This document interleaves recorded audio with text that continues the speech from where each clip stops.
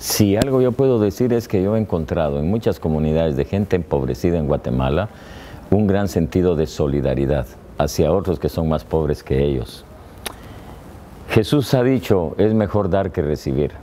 Es decir, la dinámica del espíritu cristiano es siempre olvidarme de mí mismo para pensar en los demás. Y cuando yo hago eso, lo debo de hacer no para aprovecharme de los demás, no para caerle bien a los demás, sino para buscar verdaderamente el bien de los demás, porque el mandamiento más importante es amar a Dios y amar al prójimo. Cuando yo vivo en esta dinámica del olvido de mí mismo, porque yo quiero vivir el amor de Dios amando al prójimo, porque a Dios no lo miro, pero al prójimo sí lo miro, entonces eso da como resultado la presencia de uno de los frutos del Espíritu Santo en nuestra vida. Y uno de los frutos del Espíritu Santo en nuestra vida es la alegría.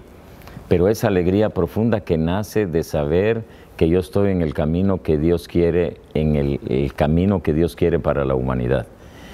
Muchas de las desgracias, de los infortunios, de las tristezas, de las angustias, de todo lo que significa dolor en esta tierra, es sencillamente fruto de la falta de un amor entre nosotros. No por nada, el mandamiento más importante, Jesucristo lo dijo, amar a Dios sobre todas las cosas, no al dinero, no al poder, no al placer, sino a Dios, tal como Jesús nos lo dio a conocer, y amar al prójimo como a nosotros mismos. Es la regla de oro del cristianismo. Cuando uno vive de acuerdo a esa regla de oro, uno se da cuenta entonces que uno puede ser una persona feliz, aunque sea pobre. No por nada Jesús dijo, felices los pobres de espíritu, y felices los pobres porque de ellos será el reino de los cielos. Es decir, el tener delante de nosotros la práctica de las bienaventuranzas sigue siendo una fuente de alegría en la medida que yo lo haga porque amo a Dios y amo al prójimo. Entonces es ahí donde yo veo esa relación que usted señalaba, porque el amor debe de ir siempre dirigido a los que más lo necesitan. Y los que más lo necesitan son, en palabras del Papa Francisco, y que los obispos en Aparecida las dijimos, son los descartables, los que ya no cuentan para nada, los que son excluidos, los que ni siquiera se sabe que existen. Hacia ellos debe de ir dirigidas nuestras acciones de amor. Y cuando uno vive así, pues uno encuentra un gozo muy especial. Yo pienso que una de las gravísimas consecuencias de ser rico, económicamente, materialmente, es lo que le pasó en el Evangelio de San Lucas, en la parábola del rico y del pobre. El rico, dice el Evangelio de San Lucas, banqueteaba todos los días, se vestía espléndidamente, tenía fiestas y no se había dado cuenta de que en la puerta de su casa había un pobre, enfermo, lleno de llagas. El Evangelio de Lucas dice que hasta los perros se le acercaban para lamerle las llagas.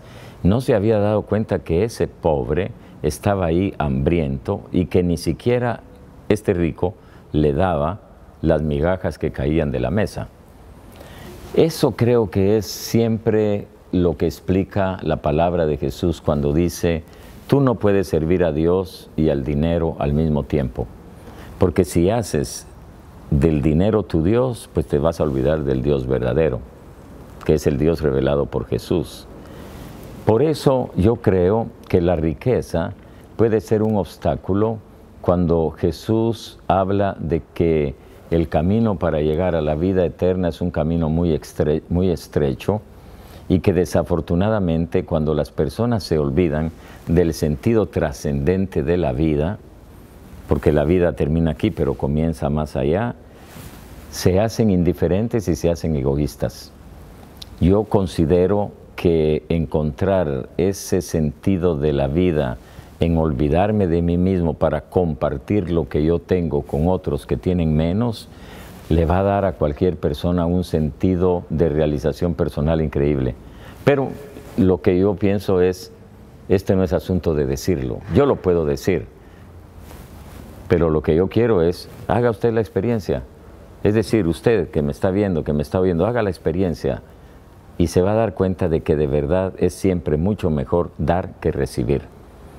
Y entonces cuando uno cae también en la cuenta de que somos caminantes en esta tierra y que lo que necesitamos es ir preparando el encuentro definitivo con Dios, entonces uno todo lo relativiza.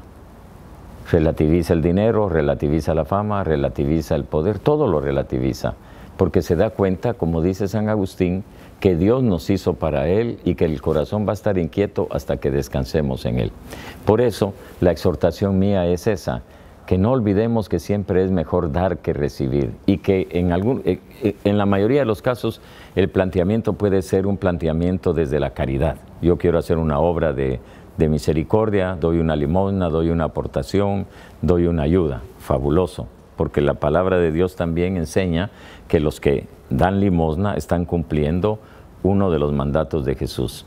Pero también hay otra manera de entender las cosas y es desde la justicia. Yo creo que un cristiano no debe de quedarse solo en pensar que está llamado a compartir lo que tiene porque hay otros más pobres, sino también porque es un deber de justicia el poder ayudar a otros que no han tenido tal vez las oportunidades que esta persona que tiene bienes las pudo haber tenido o las tiene. Para mí siempre ha sido muy significativo ese relato del Antiguo Testamento cuando cayó el maná del cielo, porque se dice que ese maná del cielo era la comida para todos los israelitas que estaban en el desierto y que a nadie le faltaba y a nadie le sobraba. Yo creo que ese es el ideal. El ideal siempre va a ser entender que aunque yo tenga mucho, Dios me va a pedir cuentas de mi vida, pero yo también ya desde ahora puedo encontrar un sentido de realización personal cuando yo comparto lo que tengo. Y por eso repito las palabras de Jesús, siempre da más alegría dar que recibir. Así que yo exhorto a las personas que apoyan estos programas de Cross, que sean generosos sabiendo que un día, pues al presentarse delante de Dios, Dios no le va a preguntar cuánto dinero lograste acumular, cuántas cuentas de banco tuviste, sino le va a preguntar, ¿y le diste de comer a los hambrientos? ¿Y le diste de beber a los sedientos? ¿Y visitaste a los enfermos? ¿Y visitaste a los presos? ¿Y apoyaste, ayudaste, acogiste a los migrantes? Esas van a ser las palabras del juicio final. Entonces hay que entender la vida desde esta perspectiva de eternidad. Somos peregrinos aquí, que vamos caminando, y llegará un momento en el que cara a cara delante de Dios, nuestra vida va a aparecer como fue.